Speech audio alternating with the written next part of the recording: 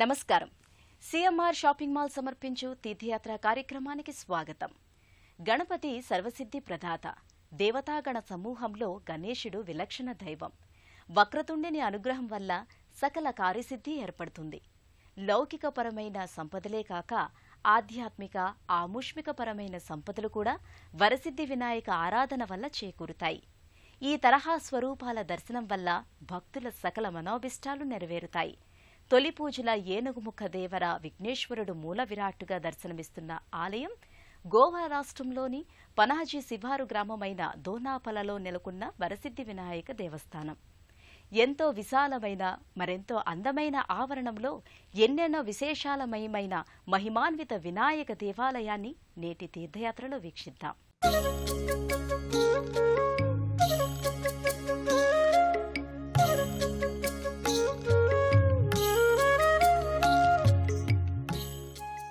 ప్రాణం పోసుకున్న పార్వతీ తనువు నలుగుపిండి బొమ్మ విఘ్నేశ్వరుడు. దక్షిణ భారత ఆగమ వాస్తురీతులతో నిర్మితమైన ఏకదంతుని అపురూప ఆలయం.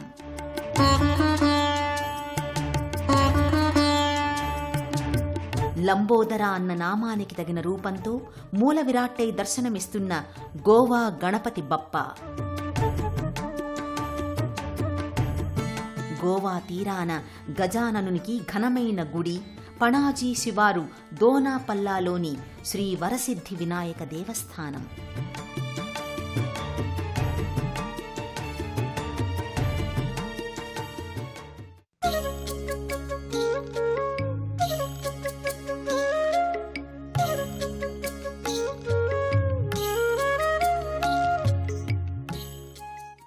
గజాననాయ గాంగేయ సహజాయ సదాత్మనే గౌరీప్రియ తనూజాయ గణేశాయాస్తు మంగళం. పార్వతీ తనువు నుండి ఉద్భవించిన వరపుత్రుడు వినాయకుడు. నాయకుడైన శివపరమాత్మ నిమిత్తం లేకుండా ఉద్భవించిన వాడి నాయకుడు వినాయకుడు. ఆ శివుని దయావృష్టితోనే గజాననుడై సకల విఘ్నాలకు నాయకుడయ్యాడు విఘ్నేశ్వరుడు. ప్రథమ పూజల వేల్పు అయ్యాడు ఈ పార్వతీనందనుడు. ఆ గణనాథుడు అందమైన గృహాలకు నిలయమైన దోనాపలలో ఓ అందమైన దేవాలయములో కృష్ణశిలారూపుడై గర్భాలయములో కొలువయ్యాడు. గజాననం భూత గణాధిసేవితం. గణేశ పూజ చేయటం ఓ సాంప్రదాయం, ఆధ్యాత్మిక పరంపరలో భాగం. వినాయక దర్శనం, విఘ్ననాయక పూజ వల్ల సకల కార్యసిద్ధి ఏర్పడుతుంది. సర్వ విఘ్నాహరి అయిన గణపతి సర్వ విద్యల్ని ప్రసాదించే దివ్యానుగ్రహమూర్తి.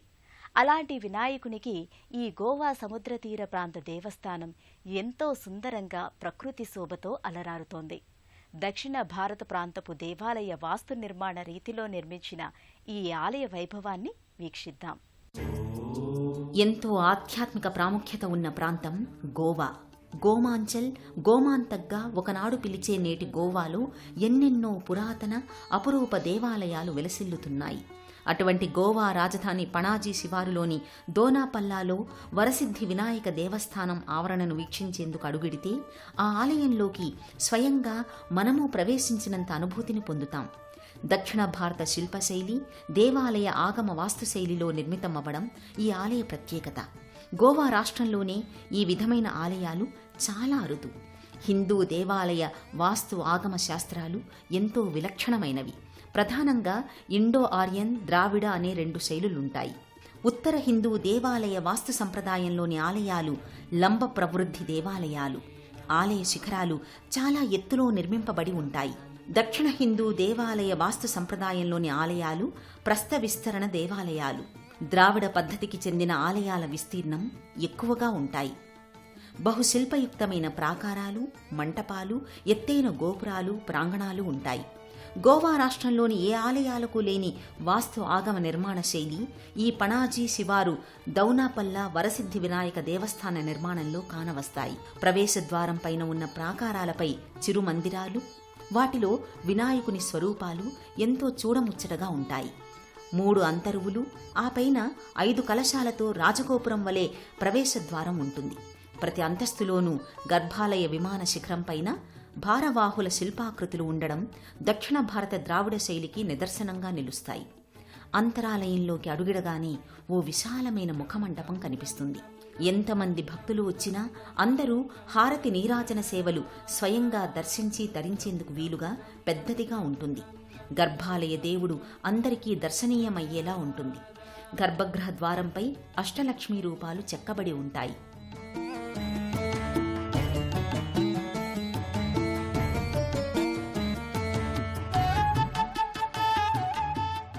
ఎర్ర మందారాల అలంకృతమైన లంబోదరిని స్వరూపం అంత దూరానికైనా స్పష్టంగా కనబడి భక్తుల ప్రణతులు అందుకుంటుంది.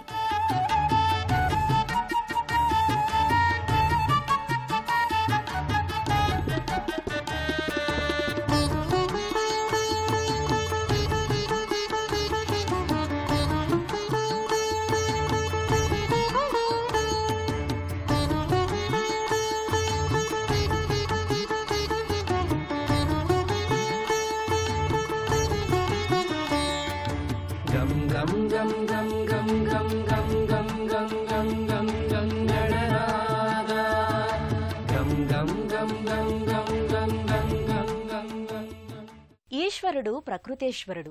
ప్రకృతిలోని ప్రతి అంశలోనూ ఈ లయకారుడు ఇమిడి ఉంటాడు. జగతంతటికీ పితృదేవుడైన ఆ పరమశివుడు గణపతికి గజరూపాన్నిచ్చి పునర్జన్మనిచ్చిన తండ్రి.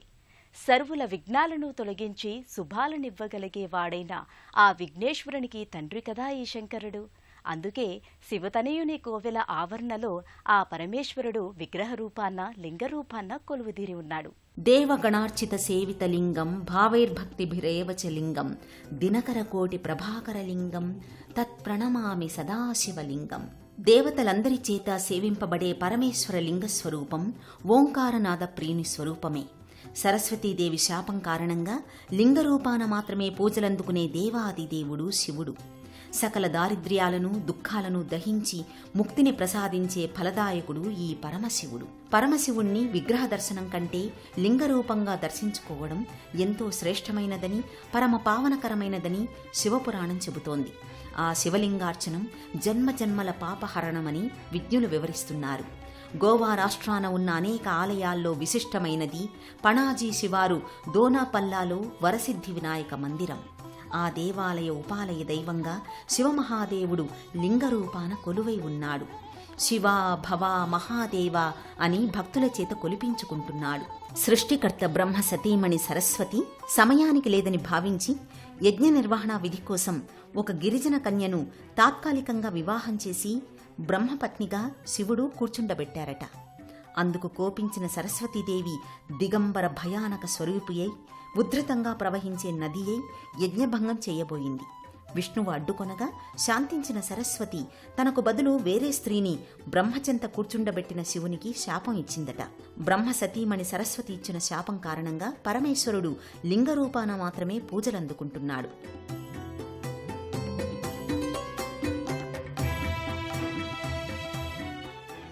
ఈ పణాజీ గణేశుని ఆలయ ఉపమందిరంలో శివపరమాత్మ దాల్చిన శివలింగాకారాన్ని భక్తులు దర్శించి అభిషేకాది అర్చనలు చేస్తున్నారు. ఆ పార్వతీపతి భక్తజనుల నీరాజనాలు అందుకోవడానికి ఈ ఉపాలయంలో చక్కటి పానవట్టంపై లింగరూపంగా ప్రతిష్ఠుడయ్యాడు. భక్తులు చేసే అభిషేకాలే కాకుండా ఆకాశధారా పాత్ర అయిన గళంతికలోంచి నిత్యం బొట్టుబొట్టుగా జాలువారే జలంతో నిత్యాభిషేకం పొందుతుంటాడు గరళకంఠుడు.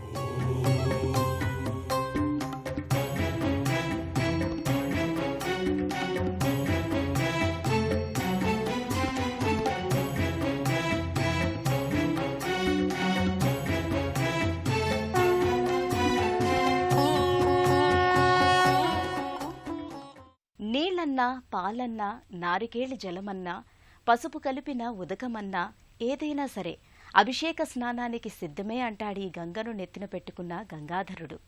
ప్రకృతేశ్వరునికి ప్రకృతి సహజమైన పదార్థాలతో అభిషేకం ఎంతో విశిష్టమైంది. తనయుని ఆలయంలో కొలువుదీరిన ఆది దంపతుల ఉపాలయంలో శివలింగాభిషేక వేడుక నయనమనోహరం. జన్మ జన్మల పుణ్యఫలం, 7 తరాల పాపపరిహారం. ఈశ్వరుడు ప్రకృతేశ్వరుడు, అంతటా నిండి ఉన్న ఈశుడు కదా అందుకే ఆయన ప్రకృతి అంతటా ఆవరించి ఉంటాడు. శివో అభిషేక ప్రియ అని వేదవాక్కు. శివుడు అభిషేక ప్రియుడు. కాసిన్ని నీళ్లు లింగంపై పోస్తే సంతోషించి సర్వైశ్వర్యాలను ప్రసాదిస్తాడు. నీలకంఠుని శిరస్సుపై నీళ్లు చల్లి పత్తిరి సుమంత ఎవ్వడు పారవయిచు, గామధేనువు వానింట గాడి పసిరా, మల్ల సురశాఖి వానింట మల్లె చెట్టు. అభిషేకం చేసి పూలు, పత్రి, మారేడు దళాలను ఆయన శిరస్సుపై ఉంచేవాని ఇంటిలో దేవతల గోవు కామధేనువు కాడి పశువుగా పడి ఉంటుందట. కల్పవృక్షం అనే దేవతావృక్షం ఇంటి ఆవరణలో మల్లె చెట్టులాగా ఉంటుందట. అర్చనా విధానంలో అభిషేకానికి ఎన్నెన్నో ద్రవ్యాలు వాడతారు. అలా వినియోగించే ఒక్కో ద్రవ్యానికి ఒక్కో విశిష్టత, ఒక్కో పరమార్థం ఉంటుందట. పూజ కంటే హోమం, హోమం కంటే తర్పణం, తర్పణం కంటే జపం, జపం కంటే అభిషేకం ఉత్తమోత్తమం, మహాశ్రేష్టమని పెద్దలు చెబుతారు. అందుకే పరమశివునికి పంచామృతాభిషేకం, శతరుద్రీయం పఠిస్తూ రుద్రాభిషేకం చేస్తారు. ఈ విఘ్నేశ్వర ఉపమందిర శివలింగానికి కూడా సకల విధాలుగా అభిషేకాలు నిర్వహించి శివకృపకు పాత్రులవుతారు భక్తులు. ఈ ఆలయానికి వచ్చిన తీర్థయాత్రికులు తమ గోత్ర, వంశ పెద్దల పేరు మీద పూజార్లచే అభిషేకాది అర్చనలు ఎంతో ఘనంగా చేయించుకుంటారు. అభిషేకాల తర్వాత రకరకాల పుష్పహారాలతో, బిల్వపత్రాలతో అలంకరించి పరమశివునికి ఆరతి నీరాజనాలు సమర్పించి తమ కనులకు అద్దుకుంటారు.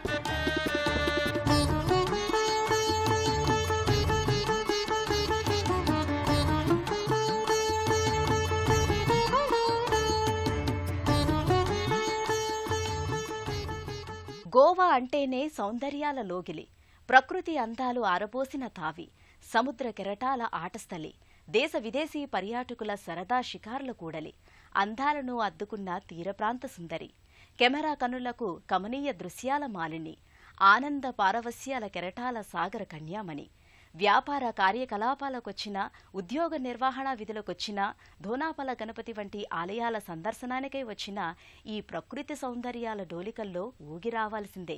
ఆ రమణీయ కమనీయ దృశ్యాల్ని మనము చూద్దాం. ఆ విధాత ఆహ్లాదకరమైన మనోస్థితిలో ఉండగా చేతిలో కుంచెను తీసుకుని చిత్రీకరించిన అత్యద్భుత సహజమైన వర్ణాన్నవ చిత్రం గోవా.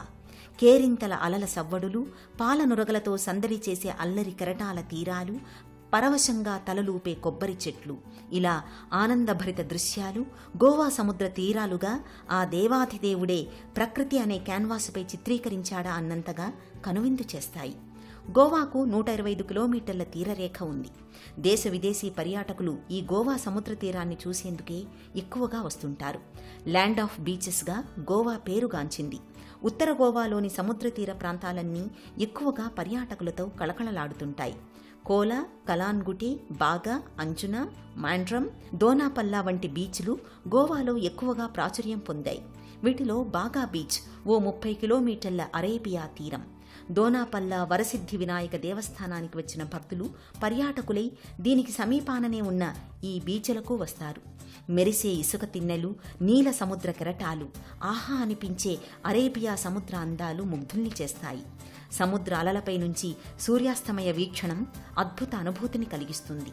కేవలం ఆధ్యాత్మిక తీర్థయాత్రగానే కాకుండా వినోదాన్ని, ఆహ్లాదాన్ని పంచే ఇటువంటి పర్యాటక ప్రాంతాలకు కూడా వచ్చి సేద తీరుతుంటారు పర్యాటకులు, తీర్థయాత్రికులు.